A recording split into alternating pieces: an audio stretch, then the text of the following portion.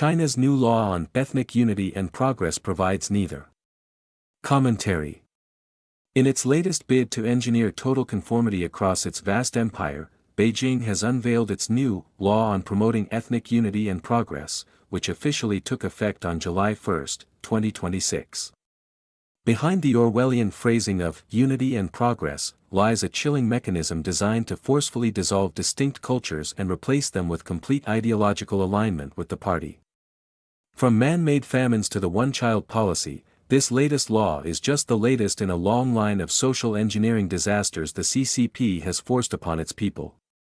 For decades, the regime maintained a facade of ethnic autonomy, a relic imported from the Soviet model designed to placate minority regions. That era is officially dead. This sweeping new national statute legalizes a total shift toward aggressive, forced assimilation, codifying Chinese leader Xi Jinping's so-called second-generation ethnic policies to melt down individual identities into a singular state-controlled mold. The myth of social harmony is fading. The core driver behind this law is the preservation of the CCP's absolute power. Under the banner of forging the communal consciousness of the Chinese nation, the regime is using state law to enforce what it previously attempted through raw, extrajudicial coercion. Essentially, the CCP recognizes that its economic miracles are tapering off and that public discontent is growing. To fortify its borders and lock down its periphery, the party requires absolute obedience by means of embedding political slogans directly into the legal framework. Beijing has turned state law into an ideological weapon. The law explicitly mandates that all private and public entities, from schools and corporations to local neighborhoods, prioritize party loyalty and a centralized identity above all else. The target isn't harmony. It is the absolute elimination of cultural or local identities and resistance. The erasing of the other. While the law technically applies to all 56 officially recognized ethnic groups, its sharpest edges are explicitly aimed at peripheral minority populations that have historically resisted the party's iron fist. That includes the Tibetans, Uyghurs, and Southern Mongolians. These groups hold distinct linguistic, historical, and religious identities that directly contradict the CCP's atheistic, state-centric narrative. Under Article 15 of the new law, Mandarin Chinese is legally mandated as the standard language to be taught to all children before kindergarten. This effectively obliterates minority languages as primary tools of education, stripping future generations of their native tongues in what human rights advocates have rightly termed a colonial project of cultural genocide. Furthermore, the law commands CCP authorities and private firms to give prominence to Chinese characters over minority scripts in public spaces. Why the Han majority is worried.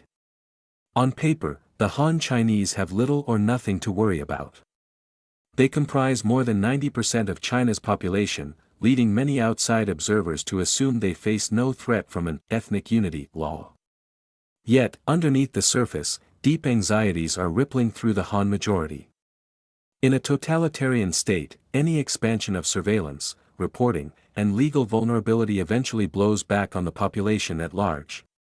The law institutes a comprehensive surveillance and informant apparatus, explicitly permitting and encouraging citizens to report any conduct that undermines ethnic unity and progress. In practice, this means everyday Han business owners, content creators, and ordinary citizens are suddenly walking on eggshells. An accidental misstep in marketing, an unauthorized historical discussion online, or a minor business dispute with a minority-owned firm can easily be weaponized as an anti-unity crime.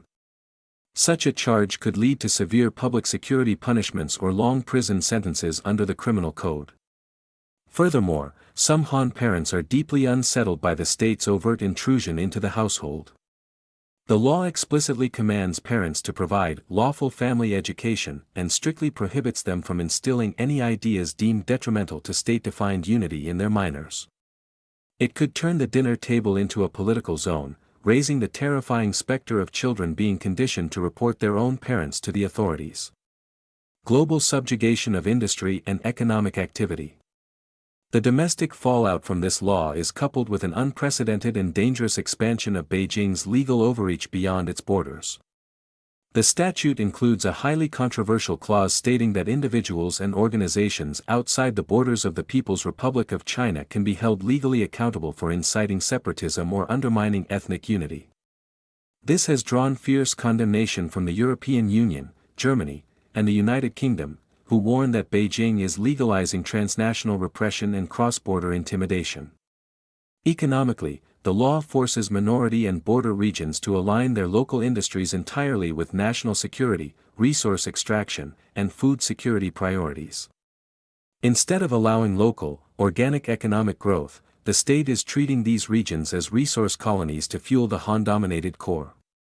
This heavy-handed economic subjugation destroys local entrepreneurship and ensures that economic dependence remains an effective tool of political blackmail. Coordinated religious persecution. It is impossible to separate this new ethnic unity law from the CCP's broader, long-running war on faith. The law works hand in glove with the regime's ongoing Sinicization of religion campaign, which demands that all spiritual practices submit themselves to communist ideology. For Muslims in East Turkestan and Buddhists in Tibet, their faith is intertwined with their ethnic identity. By legally categorizing any unapproved religious practice as religious extremism or an attack on ethnic solidarity, the law criminalizes basic spiritual life. This legal architecture also involves and enhances the regime's brutal crackdowns on house church Christians and Falun Gong practitioners. Because the CCP views any independent, large-scale community gathering as a rival to its authority, any group that operates outside the state-sanctioned churches or follows a spiritual path like Falun Gong is easily framed as a threat to social solidarity and national order. The new law simply broadens the regime's toolkit to crush religious freedom under the guise of maintaining stability. Why the CCP fears difference. At its root, the CCP's obsession with total assimilation reveals a fundamental truth: the regime is inherently brittle. A pluralistic society requires trust, a functional legal system, and a government that derives its legitimacy from the consent of the governed. The CCP has none of these. Because the party rules purely through fear and coercion, it views any unique cultural identity, alternative belief system, or distinct language as an existential threat. To the paranoid tyrants in Beijing, difference equals division, and division equals the eventual collapse of their totalitarian monopoly. This new law is not a sign of a confident, rising superpower. Rather, it is the frantic action of an insecure regime desperately trying to cast a diverse empire into a rigid iron cage before the foundations give way. What's more, Beijing is attempting to enforce this policy beyond its borders, which will likely lead to growing international resistance as it affects critics worldwide.